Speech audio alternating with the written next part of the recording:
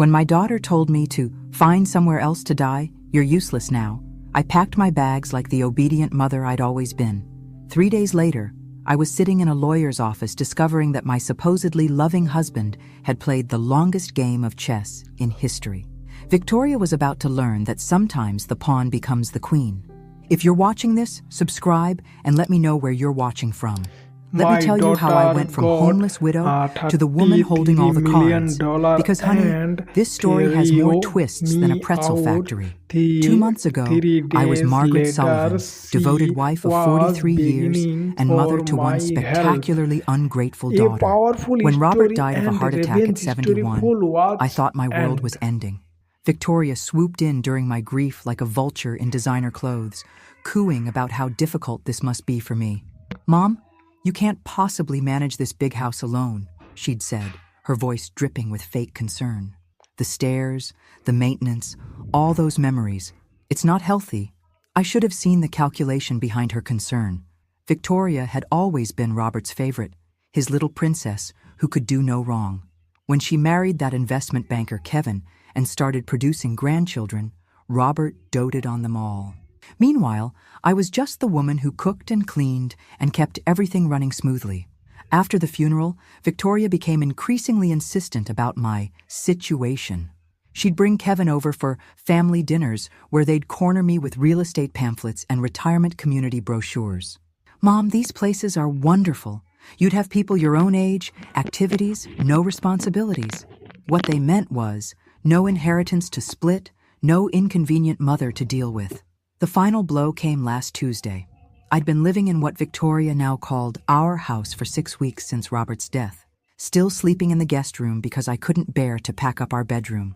Victoria arrived unannounced with Kevin and 2 large suitcases. "Mom, we've made a decision. Kevin got the promotion, and we need to move into town immediately. This house is perfect for us." I stared at her, not quite comprehending. "Move in? But this is my home." Victoria's mask slipped for just a moment, revealing the cold calculation underneath. "Actually, Mom, according to Dad's will, I inherited everything. The house, the investments, all of it. I've been letting you stay here out of kindness, but it's time for you to find your own place." The words hit me like a physical blow. "Victoria, surely there's been some mistake." "No mistake. Dad knew I'd take better care of his legacy than you ever could. You never understood money or investments. You were just the wife, just the wife." 43 years reduced to those 3 words. That's when she delivered the killing blow. "Find somewhere else to die. You're useless now." I packed my things in a daze, 43 years of marriage fitting into 2 suitcases and a small box of photos. Victoria watched from the doorway, checking her watch like I was making her late for something important. "There's a nice senior complex on Maple Street," she offered with the enthusiasm of someone recommending a decent restaurant. "Very affordable. I'm sure they have openings." Affordable. My daughter was inheriting $33 million, and she was suggesting I check into what was essentially a welfare facility for the elderly. Kevin loaded my suitcases into their BMW with the efficiency of someone disposing of garbage. "Margaret, you'll love having your independence again," he said, not quite meeting my eyes. "No more worrying about house maintenance or property taxes. No more home," he meant. As we drove away, I watched my house, Robert's house, Victoria's house now, disappear in the rearview mirror. The irony wasn't lost on me. I'd spent 4 decades making that house a home, hosting Victoria's birthday parties, nursing Robert through his illness, maintaining every detail he cared about. Now I was being driven to a budget motel like an unwanted guest who'd overstayed her welcome. The Sunset Inn was exactly what you'd expect from a place charging $49 a night. Thin walls, thinner towels, and a carpet that had seen better decades. Victoria handed me $200 in cash like she was tipping a hotel maid. "This should cover you for a few days while you get settled," she said. "I'll have Kevin transfer some money into your account once we sort through Dad's paperwork." Some money.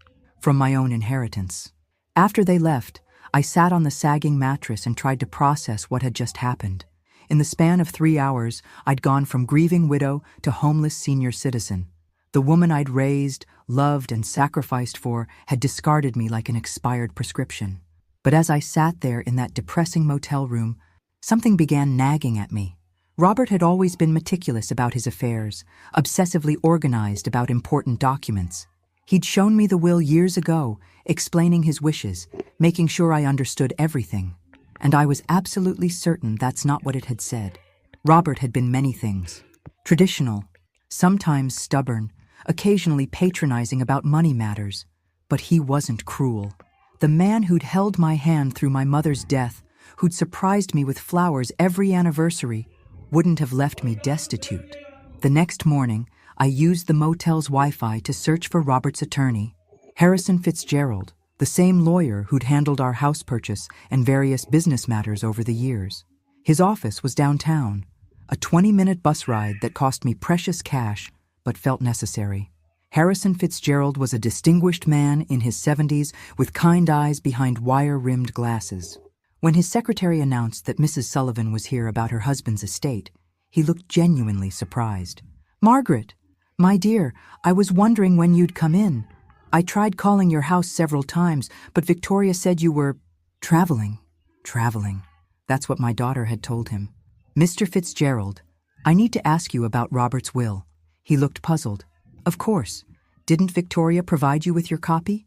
I gave her the original and several copies after the reading. My stomach dropped. "There was a reading? Margaret, you were supposed to be there. Victoria said you were too distraught, that she'd handle everything and make sure you received your inheritance." The blood drained from my face as the reality hit me. "Mr. Fitzgerald, I was never told about any reading. Victoria told me she inherited everything." Harrison Fitzgerald's expression shifted from confusion to alarm. He reached for a thick file folder, his movements suddenly urgent. "Margaret, that's impossible. Your husband's will is very specific about your inheritance." He pulled out a document I recognized, Robert's neat signature at the bottom, witnessed and notarized. But as Harrison began reading, I realized Victoria had lied about everything. "I, Robert James Sullivan, being of sound mind and body, do hereby bequeath to my beloved wife Margaret Ann Sullivan the following. Our primary residence at 847 Oakwood Drive, including all furnishings and personal effects. Additionally, I leave her 70% of all financial assets, investments and accounts, totaling approximately $23 million. My head started spinning. $23 million. The house, 70% of everything.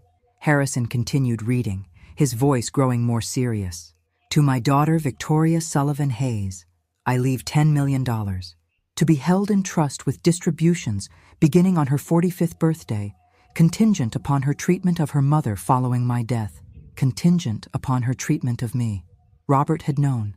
Somehow, he'd known exactly what Victoria would try to do. "Mr. Fitzgerald," I whispered, "Victoria told me I inherited nothing. She moved into my house.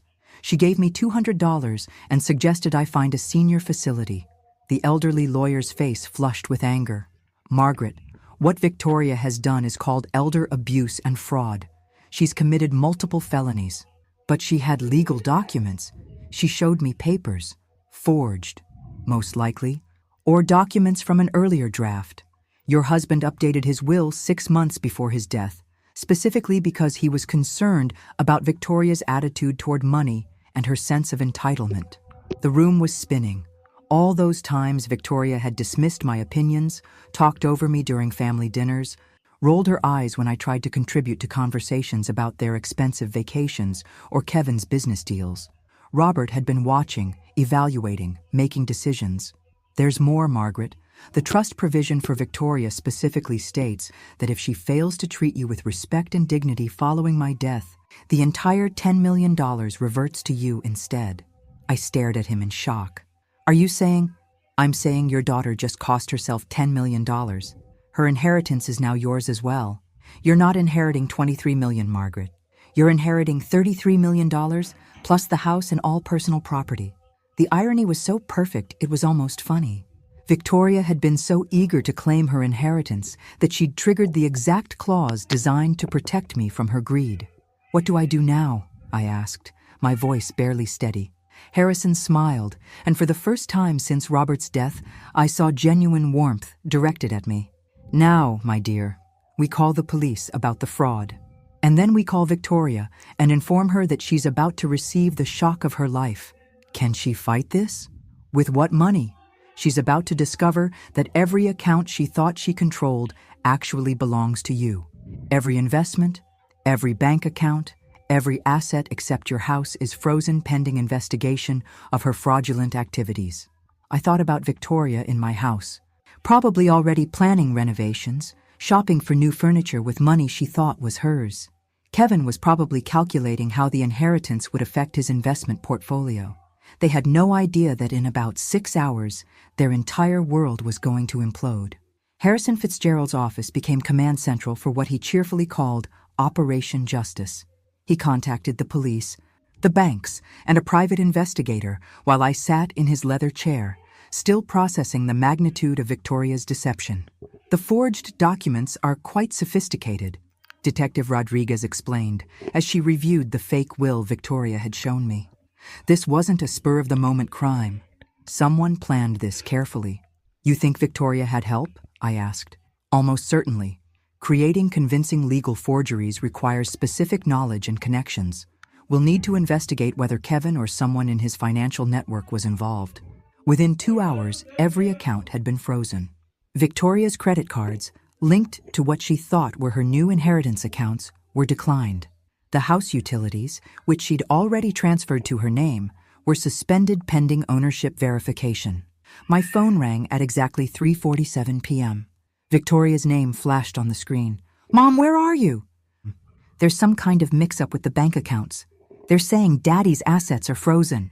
Hello, Victoria. I'm sitting in Harrison Fitzgerald's office. You remember him? Daddy's attorney, the one who read the real will to an empty room while you told him I was traveling. Silence. Then, Mom, I don't know what you think you discovered, but I discovered that you're a liar and a thief, sweetheart.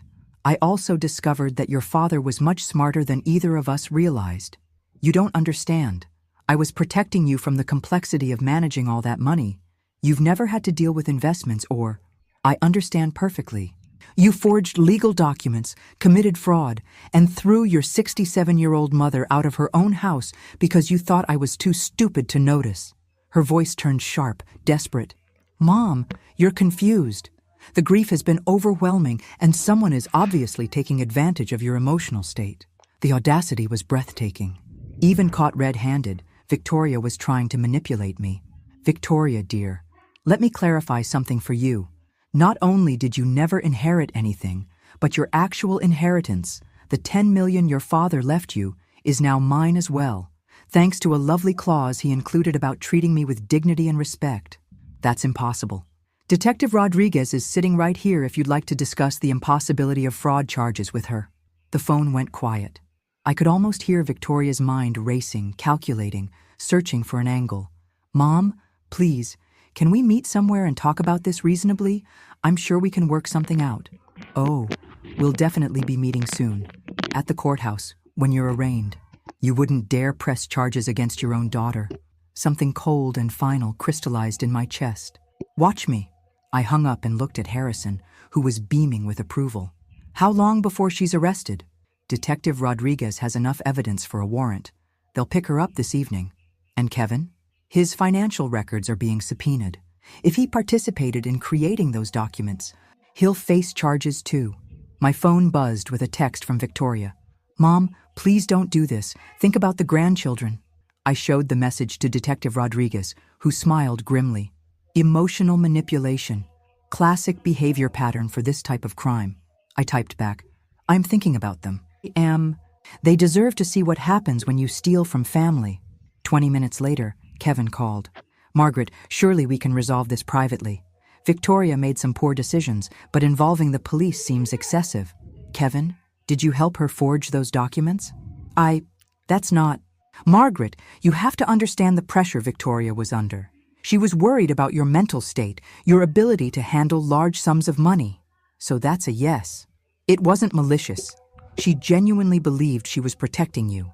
By throwing me out of my house and telling me to find somewhere to die? Kevin was quiet. Kevin, here's what's going to happen. You're both going to be arrested. You're both going to face federal fraud charges. And I'm going to be sitting in my house, watching it all unfold. Margaret, please. Be reasonable. I was reasonable for 43 years. It didn't work out well for me. The police arrested Victoria at 8:30 p.m. while she was having dinner at Le Bernardin, apparently celebrating her inheritance with Kevin and another couple. According to Detective Rodriguez, she screamed about false arrest and demanded to call her lawyer, who turned out to be Kevin's golf buddy and had no experience with criminal law. Kevin was arrested at his office the next morning. The forensic accountant had traced the forged documents to a printing company Kevin's firm used for creating fraudulent investment prospectuses. Apparently, my son-in-law had quite the criminal resume that Victoria either didn't know about or chose to ignore. I spent my first night back in my house in 43 years, sleeping in the master bedroom. Victoria had already moved her belongings into the space, replacing Robert's careful organization with her chaos of designer clothes and expensive cosmetics. I packed everything into garbage bags and left them on the front porch. Let her collect them when she makes bail. The house felt different now, not because Robert was gone, but because I was finally seeing it as mine. For decades, I'd maintained it as Robert's sanctuary, designed around his preferences, his needs, his vision of how we should live. Now, looking around with clear eyes, I realized how little of me had ever been reflected in these rooms. That was about to change. Harrison called around noon with updates. Victoria's bail is set at $50,000. Since all her accounts are frozen, she'll have to find someone else to cover it. What about Kevin? $200,000. Apparently the judge wasn't impressed with his history of financial crimes. Who knew your son-in-law had been under investigation for securities fraud? I certainly hadn't known. But then again, I'd been excluded from most family financial discussions. Victoria and Kevin had always spoken to me like I was a child when money came up, simplifying concepts they assumed I couldn't understand. They were about to learn how much I'd actually understood. Harrison, I want to make some changes to the house. Victoria had contractors lined up to renovate. I'd like to proceed with some of those plans, but with my own vision. Excellent idea. It's your home now, Margaret. Do whatever makes you happy. What made me happy, I realized, was the idea of undoing every assumption Victoria had made about my inheritance. She planned to gut the kitchen, replace the hardwood floors, and convert Robert's study into a wine cellar. I was going to turn the study into an art studio and the wine cellar plans into a library. My phone rang. Unknown number. Mrs. Sullivan, this is Janet Cooper from Channel 7 News. We understand you're the victim of a significant elder fraud case involving your daughter. Would you be willing to share your story? Word was getting out. In a city this size, the arrest of a prominent investment banker and his wife for defrauding his elderly mother-in-law was news. Ms. Cooper, I appreciate your interest, but I'm not ready to make public statements. I understand this must be difficult, but your story could help other seniors recognize warning signs of family financial abuse. She had a point. How many other women my age were being manipulated by adult children who saw them as inconvenient obstacles to inheritance? If I decided to tell my story, would I have control over how it's presented? Absolutely. We could arrange a sit-down interview where you'd have approval over the final edit. I thought about Victoria, probably sitting in a jail cell right now, still believing this was all a misunderstanding she could charm her way out of. Ms. Cooper, let me get back to you. I might have quite a story to tell. After hanging up, I poured myself a glass of the expensive wine Kevin had sent us for Christmas. Wine I was apparently now drinking in my own house, purchased with my own money, while contemplating whether to publicly humiliate my daughter on television. Life had certainly taken an interesting turn. The doorbell rang at 7 a.m. sharp. Through the window, I could see Victoria on my front porch, wearing yesterday's clothes and looking like she'd aged 5 years overnight. She'd made bail somehow. I opened the door, but didn't invite her in. Mom, please, we need to talk. We talked yesterday. You told me to find somewhere to die. I found somewhere to live instead. Victoria's eyes were red-rimmed. Her usual perfect composure completely shattered. I made mistakes. Terrible mistakes, but I'm still your daughter. Are you? Because daughters don't typically forge legal documents to steal their mother's inheritances. I wasn't stealing. I was... She stopped, clearly struggling to find words that didn't sound criminal. You were what, Victoria? I was trying to protect you from making poor financial decisions. You've never managed large amounts of money. Even now, Even after being arrested for fraud, she couldn't admit the truth. In Victoria's mind, she was still the victim of my unreasonable expectations. Victoria, let me share something your father told me 6 months before he died. He said he was worried about your sense of entitlement, your attitude toward money, and how you treated people you considered beneath you. Her face went pale. Daddy never said that. He said you reminded him of his sister Eleanor. Beautiful, charming, and completely incapable of thinking about anyone but yourself. He told me he was changing the will specifically because he was afraid of what you'd do to me if you had control. That's a lie. I pulled out my phone and showed her a voice recording. Actually, it's not. Your father recorded a video message explaining his decision, to be played if you ever contested the will or if you treated me poorly after his death. Victoria stared at the phone like it was a poisonous snake. He knew, sweetheart. He knew exactly who you were underneath all that charm. The only thing he didn't predict was how far you'd actually go. Play it, she whispered. I touched the screen, and Robert's voice filled the morning air. Clear, measured, and absolutely devastating. If you're hearing this, Victoria, it means my fears about your character were justified. I hoped I was wrong. I hoped that my daughter had more integrity than I suspected. But if Margaret is playing this recording, it means you've proven me right in the worst possible way. Victoria sank onto the porch steps as Robert's voice continued. I spent 43 years watching your mother sacrifice her dreams, her ambitions, her independence to take care of our family. She worked part-time jobs to help pay for your college while I built my business. She postponed her education, gave up career opportunities, and poured herself into being the wife and mother she thought we needed. The recording continued for 3 more minutes, each word carefully chosen, each sentence a scalpel cutting through Victoria's justifications and self-deceptions. By the time you hear this, you'll have discovered that treating your mother poorly has cost you everything. I hope it was worth it. When it ended, Victoria was crying, not the pretty tears she'd used to manipulate people since childhood, but ugly, broken sobs. He hated me, she whispered. No, Victoria. He loved you enough to hope you'd prove him wrong. You chose to prove him right instead. She looked up at me, mascara streaking her cheeks. What happens now? Now you face the consequences of your choices. The fraud charges, the investigation, the public humiliation when this story hits the news. The news? Channel 7 wants to interview me about elder financial abuse. I'm thinking of saying yes. Victoria's face crumpled completely. Mom, please, think about what this will do to the grandchildren, to Kevin's career, to our whole family. I am thinking about it. I'm thinking about how you didn't consider any of those things when you decided to commit multiple felonies. She stood up slowly, looking older and more defeated than I'd ever seen her. I know you won't believe this, but I never meant for it to go this far. I wanted the money. I wanted the security, the status. I wanted to never have to worry about anything again.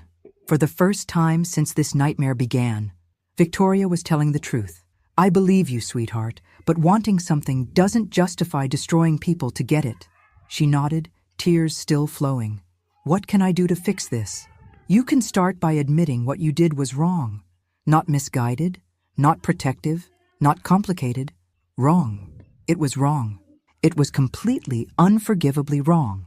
And then you can face whatever consequences come next with some dignity, instead of trying to manipulate your way out of them. Victoria looked at me for a long moment, seeing perhaps for the first time not the pushover mother she'd always known, but the woman who'd just outmaneuvered her completely. I deserved this, didn't I? Yes, Victoria, you absolutely did. 3 days after Victoria's porch confession, Kevin's mother showed up at my door. Eleanor Hayes was everything I'd expected, perfectly coiffed, dripping with jewelry, and radiating the kind of entitlement that only comes from 3 generations of inherited wealth. Margaret, we need to discuss this situation rationally. I invited her in, curious to see what version of reality the Hayes family had constructed to explain their son's felony charges. Eleanor settled herself in my living room like she was granting me an audience. Kevin made some poor choices, obviously, but prosecuting him seems rather vindictive, don't you think? Vindictive? Your son helped steal my inheritance and threw me out of my own house.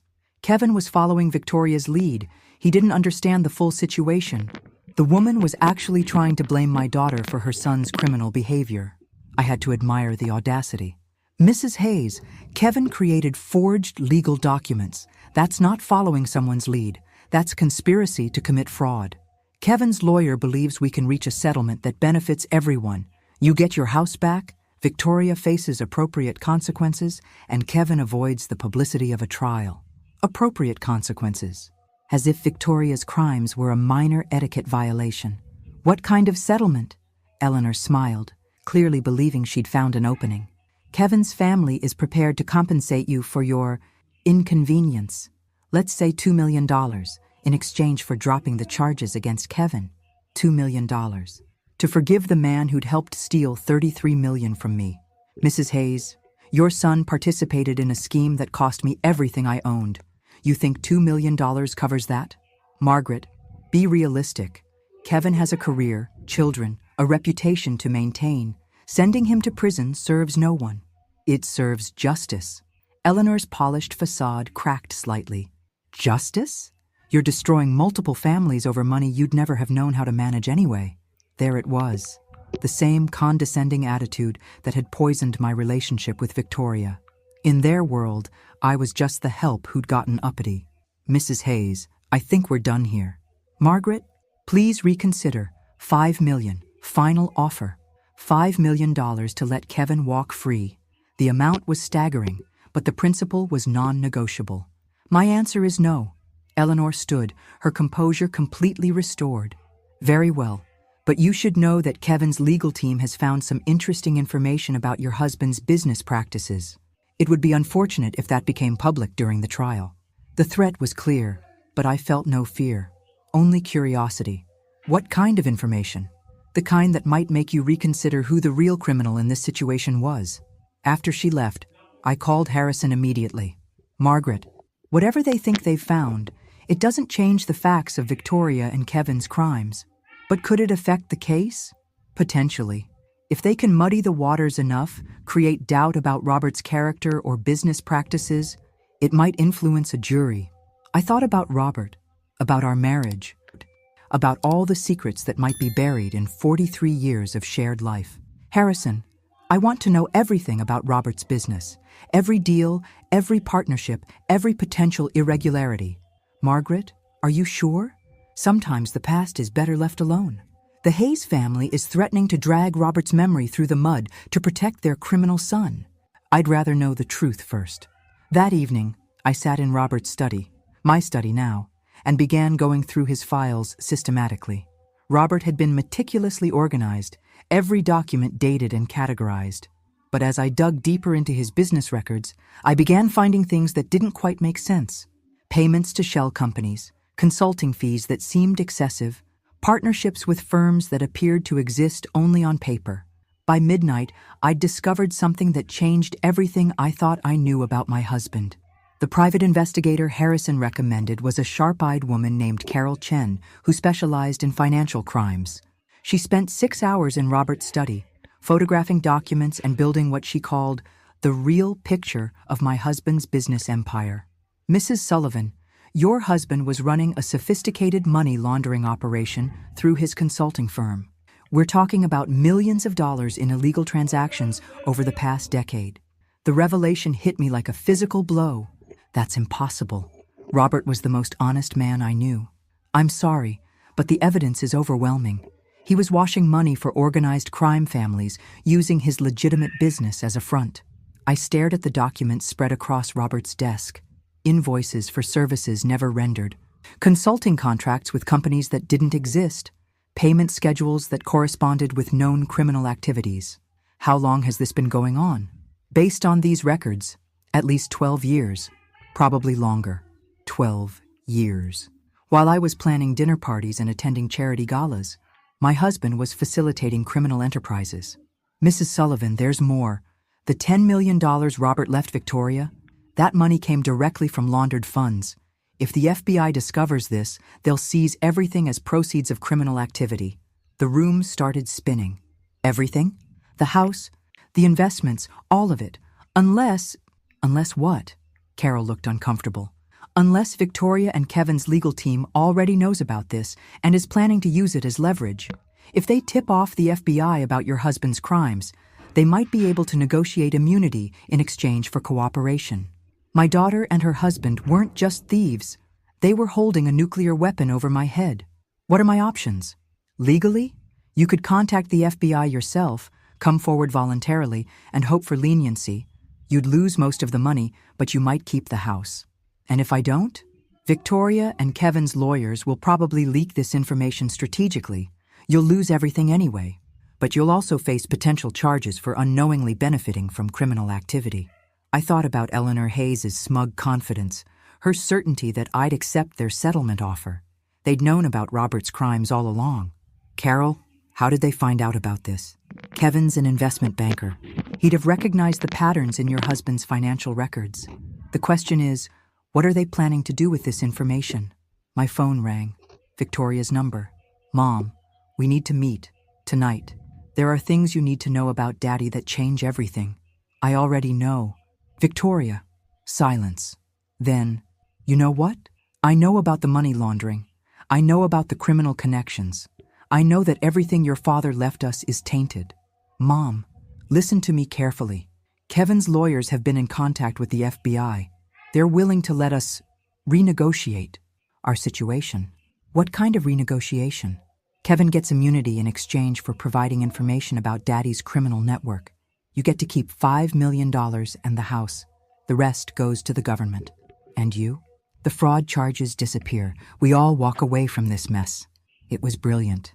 In a sociopathic way, Victoria had turned my moral victory into her strategic advantage. Victoria, you're asking me to help you profit from your crimes by exploiting Daddy's crimes. I'm asking you to be practical.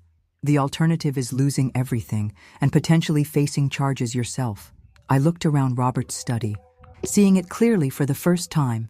The expensive furniture, the rare books, the art collection, all of it purchased with blood money. I need time to think. Mom, the FBI meeting is tomorrow morning. Kevin's lawyer needs an answer tonight. After hanging up, I sat in the darkness of Robert's study, surrounded by the evidence of his double life. 43 years of marriage to a stranger. A daughter who'd inherited more than money from her father. She'd inherited his talent for deception. But she'd made one crucial mistake. She'd underestimated who I was when my back was against the wall. I picked up the phone and dialed Carol Chen. Carol, how quickly can you get me a meeting with the FBI? I have a story to tell them, and I think they're going to find it very interesting. FBI agent Sarah Martinez looked exactly like what Central Casting would order for a federal investigator. Serious, intelligent, and completely immune to charm. She sat across from me in Harrison's conference room, recording our conversation and taking notes with mechanical precision. Mrs. Sullivan, you understand that by coming forward voluntarily, you're potentially admitting to benefiting from criminal proceeds? I understand. But I'd rather tell you the truth than let my daughter and her husband manipulate this situation to their advantage. I laid out everything. Robert's hidden business, Victoria's fraud scheme, Kevin's forgeries, and the extortion attempt masquerading as a settlement offer. Your daughter believes she can trade information about your husband's crimes for immunity from her own charges? That's exactly what she believes, and she thinks I'll cooperate because I'm afraid of losing everything. Agent Martinez smiled for the first time. Are you afraid, Mrs. Sullivan? Agent Martinez, 2 weeks ago I was a grieving widow sleeping in a budget motel. Today I'm sitting here voluntarily confessing to federal agents about my dead husband's criminal enterprise. Fear is no longer my primary emotion. What is? Anger. Pure, crystallized anger at being manipulated by people who underestimated my intelligence for decades. Agent Martinez's smile widened. Mrs. Sullivan, would you be willing to wear a wire? 3 hours later, I was sitting in my living room with a recording device taped to my chest, waiting for Victoria and Kevin to arrive for what they thought was a surrender meeting. They knocked at exactly 8 p.m., both dressed like they were attending a business dinner. Kevin carried a briefcase that probably contained immunity agreements and settlement papers. Mom, you look better than you have in weeks, Victoria said, kissing my cheek like nothing had happened. I feel better. Clarity has that effect. Kevin opened his briefcase with the efficiency of someone who'd conducted similar negotiations before. Margaret, Our lawyers have structured this very favorably for you. You retain the house, $5 million in clean assets, and complete immunity from any charges related to Robert's activities. Clean assets. That's an interesting phrase. Victoria shot Kevin a warning look. Mom, the important thing is that we're all protected. The past stays buried, and we all move forward. What about the $33 million Robert actually left me? Mom, that money is tainted. It can't be separated from Daddy's criminal activities. Taking $5 million is the best outcome possible. And you two? What do you get out of this arrangement? Kevin leaned forward, his confidence returning. We get to put this unfortunate misunderstanding behind us. Victoria's charges disappear. My reputation remains intact, and our family can heal. Misunderstanding. He was still calling felony fraud a misunderstanding. Kevin, help me understand something. When exactly did you discover Robert's criminal activities? What do you mean? Did you know about the money laundering when you married Victoria? Or did you discover it recently when you were planning to steal my inheritance? Kevin and Victoria exchanged glances. Margaret, I don't think that's relevant to our current discussion. Actually, I think it's very relevant. Because if you knew about Robert's crimes and said nothing, that makes you an accessory after the fact. And if you only discovered them while committing your own crimes, that makes you remarkably unlucky. Victoria's composure was starting to crack. Mom, what are you getting at? I'm getting at the fact that you two have been planning this for months, possibly years. The forged will, the money laundering discovery, even Kevin's connections to document forgers, none of this was spontaneous. That's ridiculous. Is it? Agent Martinez finds it quite plausible. The color drained from both their faces. Agent Martinez? Kevin whispered. FBI. She's been very interested in my story about systematic elder abuse, fraud, and extortion, particularly the part where you tried to blackmail me with my dead husband's crimes. Kevin stood up abruptly, reaching for his briefcase. Margaret, this conversation is over. Actually, Kevin, I think it's just beginning. Agent Martinez and 2 other federal agents entered my living room as Victoria and Kevin sat frozen in place. The briefcase Kevin had been reaching for was confiscated immediately, along with both their phones. Victoria Sullivan Hayes and Kevin Hayes, you're under arrest for conspiracy to commit wire fraud, elder abuse, and attempted extortion of a federal witness. Victoria turned to me with an expression of absolute betrayal. Mom, how could you do this to your own family? The same way you could forge legal documents and steal my inheritance, sweetheart, except my way is legal. As the agents handcuffed them, Kevin tried one last desperate play. Margaret, you don't understand what you've done. There are people connected to Robert's business who won't appreciate federal attention. You've put yourself in danger. Agent Martinez paused in reading them their rights. Mr. Hayes, are you threatening a federal witness? I'm warning her about the reality of her situation. The reality, Agent Martinez said, is that you just added witness intimidation to your charges. After they were removed, Agent Martinez sat back down across from me. Mrs. Sullivan, Kevin's warning might not be entirely empty. Your husband was connected to some dangerous people. How dangerous? The Torino crime family, primarily. They've been using legitimate businesses to launder money for decades. Your husband's consulting firm was one of their most successful operations. The name meant nothing to me, but the agent's expression told me everything I needed to know. Are you saying I'm in actual physical danger? Potentially.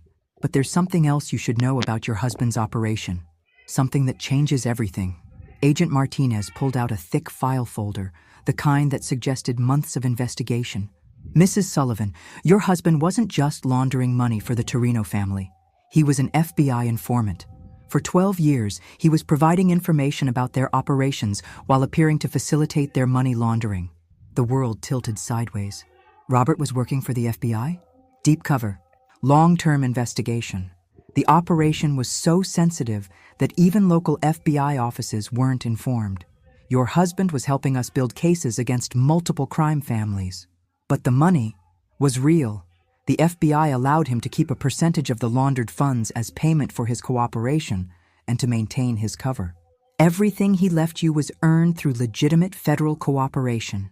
I stared at her, trying to process this revelation. So the $33 million is legally yours. Your husband died before the investigation concluded, but his cooperation over 12 years directly led to 47 arrests and the seizure of over $200 million in criminal assets. Why didn't anyone tell me? Because the investigation was ongoing. And because we weren't certain about your involvement or knowledge. Your daughter and son-in-law's fraud scheme actually helped us confirm your innocence.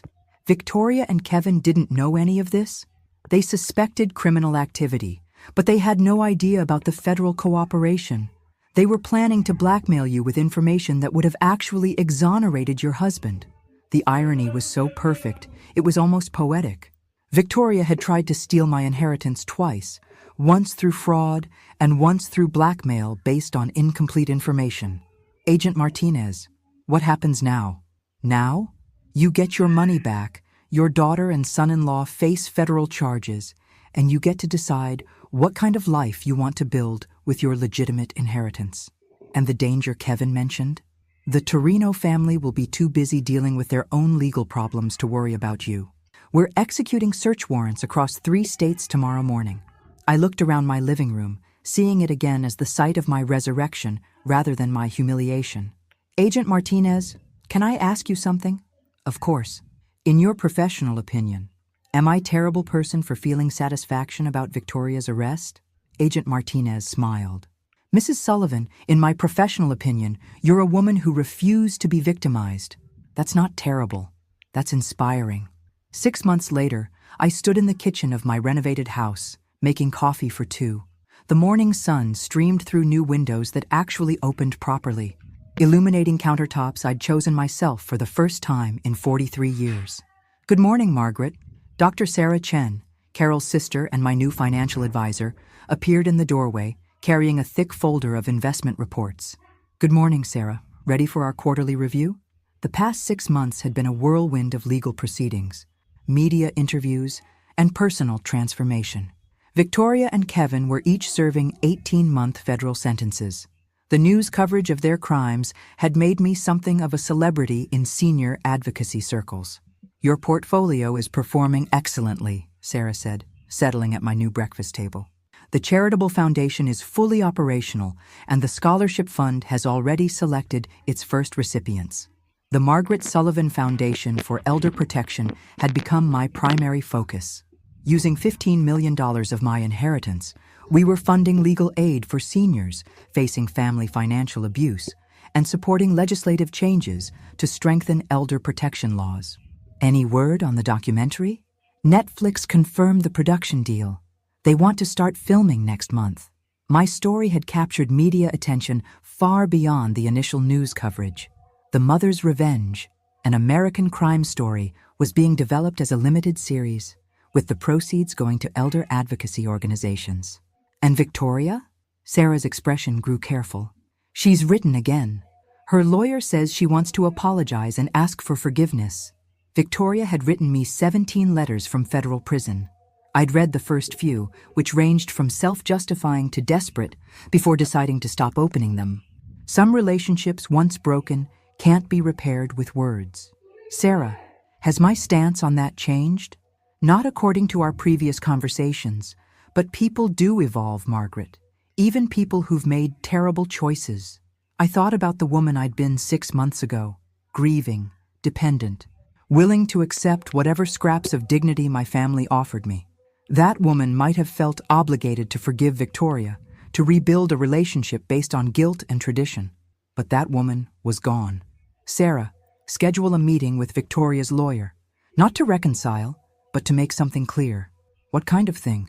I want Victoria to understand that her actions had consequences beyond legal punishment. I want her to know that she destroyed our relationship permanently, and that her children will grow up knowing why their mother went to prison. That seems harsh. Good. It's supposed to be harsh. Victoria made adult choices that hurt people she was supposed to love. She doesn't get to escape the emotional consequences just because she's written some prison letters. Sarah made notes in her leather portfolio. And the grandchildren? Victoria's requested supervised visits with them. My relationship with Victoria's children will be based on their choices when they're adults, not their mother's rehabilitation efforts. The doorbell rang. Through the window, I could see a delivery truck with a large package. Must be the new furniture for the studio, I told Sarah. The art studio had been my favorite renovation project. Robert's former den was now a bright, airy space where I was rediscovering my love of painting, something I'd abandoned when I got married and assumed the role of supporting wife and mother. Margaret, can I ask you something personal? Of course. Do you ever regret how this all played out? The prison sentences, the media attention, the permanent family estrangement? I considered the question while signing for my delivery. 6 months ago, I'd been invisible, a widow with no money, no home, and no prospects. Today, I was a millionaire philanthropist with a foundation, a documentary deal, and a purpose that extended far beyond my own survival. Sarah, my daughter, tried to steal everything I owned and leave me homeless. My son-in-law created forged documents and threatened me with blackmail. They showed me exactly who they were when they thought I was powerless to stop them. But they're still family. No, they're still DNA. Family are the people who protect you when you're vulnerable, not the people who exploit your vulnerability for profit. Sarah closed her portfolio, satisfied with my response. Besides, I added, look what I became when I stopped allowing them to define my worth. After Sarah left, I walked through my house, really my house now, decorated according to my taste, organized around my priorities. In the art studio, I uncovered my latest painting, a self-portrait of a woman standing in bright sunlight, her face turned toward the future. The woman in the painting looked nothing like the grieving widow who'd packed her life into 2 suitcases 6 months ago. This woman looked powerful, independent, unafraid. She looked like someone who'd learned that the best revenge isn't getting even. It's becoming everything your enemies never thought you could be. Outside, the sun was setting behind trees I'd planted myself in soil that belonged to me, on property I'd defended through intelligence and courage, rather than inherited through marriage or birth. Tomorrow, I'd continue building the life I'd chosen, rather than the life others had planned for me.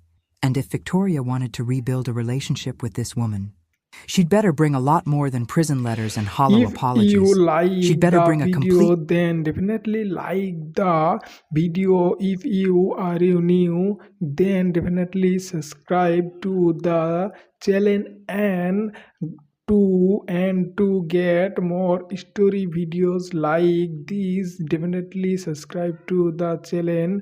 How did you like the video? Please comment and let me know. I will see you again with a video like this in the next